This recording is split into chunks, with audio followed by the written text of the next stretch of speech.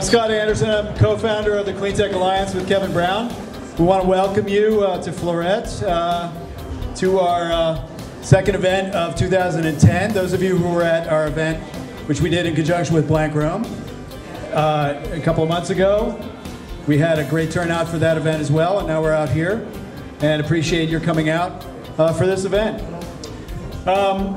Just wanted to mention a couple of things about our speaker tonight, Terry Cook. Terry is, are you now or just about to become part of the Woodrow Wilson Center? June 7th. June 7th. He will become part of the Woodrow Wilson Center in Washington, dealing with the opportunity of a U.S.-China collaboration and advising on that in the clean tech space. So it's very relevant to have Terry here tonight. He's also the founder of GC3 Strategy, which advises companies who want to do business in China. And many of you, if you aren't considering doing business in China, you're probably going to want to in the near future, so you may want to talk to him about that. He has an illustrious history. Many of you saw his full bio or partial bio in our event invitation, and we'll get some more information about him later on. I want to welcome him to the stage. He's going to talk to us about China and the U.S., clean tech, and some opportunities potentially for mid-Atlantic opportunities. So, Terry, please come on up.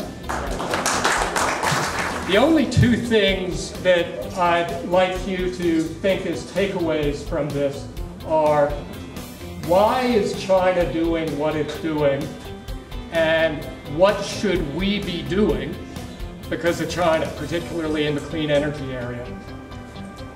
Any CEO working on anything related to clean tech has to be thinking about China. China is the world's largest market for needed application and deployment, and that will not change next week, next year, or next decade. On the investment side, China is investing in absolute terms $2 in clean tech for every dollar of U.S. private and public investment. Adjusting for the relative size of our economies, that means China is out-investing the U.S. by a 6x factor. As these facts sink in, we will need to get prepared at the company level, regional level, and the national level to sell our clean tech ideas to Chinese organizations. In China, the investment piece, the technology piece, and the policy piece are absolutely seamless.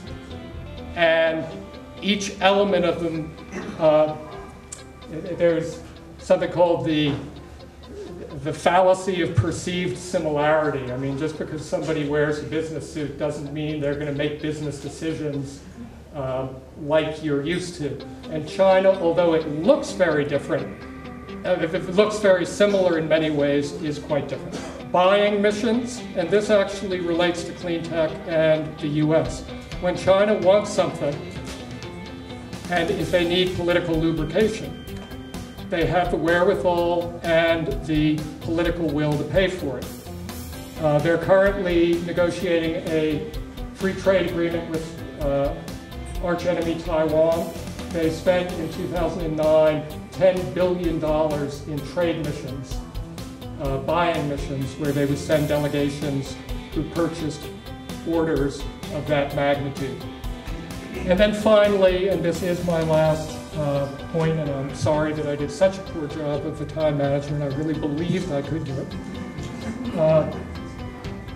The Philadelphia Orchestra made a special outreach effort. Alison Voldemort, the new CEO, and I was asked to go over and accompany her at the Shanghai Expo to reach out to Tianjin, because the orchestra plans in December, in its role as a cultural ambassador with China. You'll remember 1973, Nixon sent first the ping pong people. The second emissary of the US was the Philadelphia Orchestra. And so the orchestra has reached out to Tianjin to help the city celebrate the 30th anniversary of the Tianjin-Philadelphia sister city relationship with a concert and reception in December. And I would like to work with the community of interested business people to make that event a success. So with that, and my apologies for going on, let me stop.